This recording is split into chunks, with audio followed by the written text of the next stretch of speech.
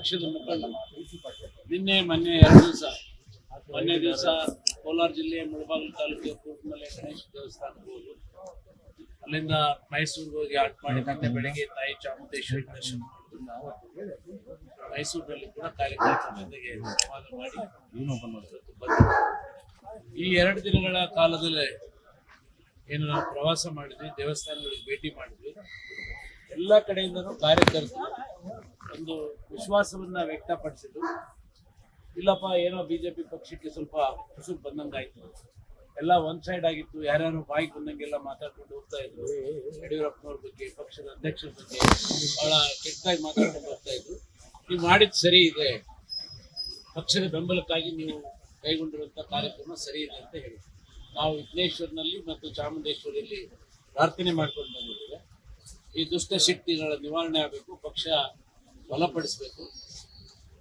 ನಮ್ಮ ಪಕ್ಷದ ಅಧ್ಯಕ್ಷರಾದಂತಹ ವಿಜೇಂದ್ರ ಅವರ ನೇತೃತ್ವದಲ್ಲಿ ನಾವೆಲ್ಲರೂ ಕೂಡ ಪಕ್ಷವನ್ನ ಸಂಘಟನೆ ಮಾಡಿ ಮುಂದಿನ ದಿನಗಳಲ್ಲಿ ಅವರ ನೇತೃತ್ವದಲ್ಲಿಯೇ ಚುನಾವಣೆಗೆ ಹೋಗಿ ಮತ್ತೆ 130-135 ಸೀಟುಗಳನ್ನು ಗೆದ್ದು ಅಧಿಕಾರಕ್ಕೆ ಬರಬೇಕು ಅಂತ ಒಂದು ಬೇಡಿಕೆಯನ್ನ ದೇವರುಗಳಲ್ಲಿ ನಾವು ಇಟ್ಟು ಬಂದಿದ್ದೇವೆ. ಇದಾದ ನಂತರ ನಾವು ನಮ್ಮ ಪಕ್ಷದ ಇದುವರೆಗೂ ನಾವು ಯಡಿಯೂರಪ್ಪನವ್ರನ್ನ ಭೇಟಿ ಆಗಿರಲಿಲ್ಲ. ಈಗ ಏನ್ ನಡೆದಿದೆ ಅಂತ ಹೇಳಿ, ಏಕೆಂದ್ರೆ ನಾವು ಪ್ರತ್ಯೇಕವಾಗಿ ಹೋಗಿದ್ರು ಕೂಡ ನಾವು ಪಕ್ಷದ ಪರವಾಗಿ ಮತ್ತೆ ಈ ಪಕ್ಷದ ನೇತಾರರಾದಂಥ ಯಡಿಯೂರಪ್ಪನವರಿಂದ ಅವ್ರ ಪರವಾಗಿ ಧ್ವನಿ ಎತ್ತಿ ಬಂದಂಥವ್ರು.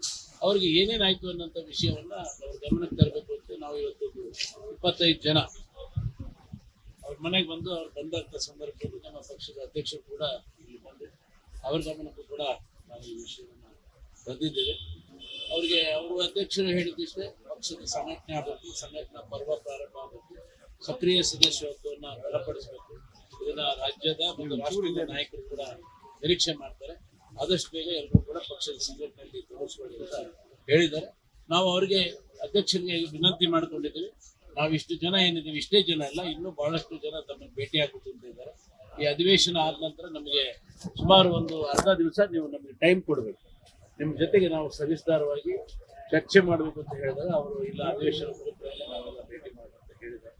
ಸೌಹಾರ್ದಯುತವಾಗಿ ನಾವು ಈಗಾಗಲೇ ನಿನ್ನೆನೆ ನಮ್ಮ ರೇಣುಕಾಚಾರ್ಯ ಅವರು ಮತ್ತು ಸುಬ್ರಹ್ಮಣ್ಯ ನಾಯ್ಡು ಅವರು ನಾವೆಲ್ಲ ಮೈಸೂರಲ್ಲಿ ನಾಗೇಂದ್ರ ಅವರು ಏನು ಸೇರ್ಕೊಂಡಿದ್ವಿ.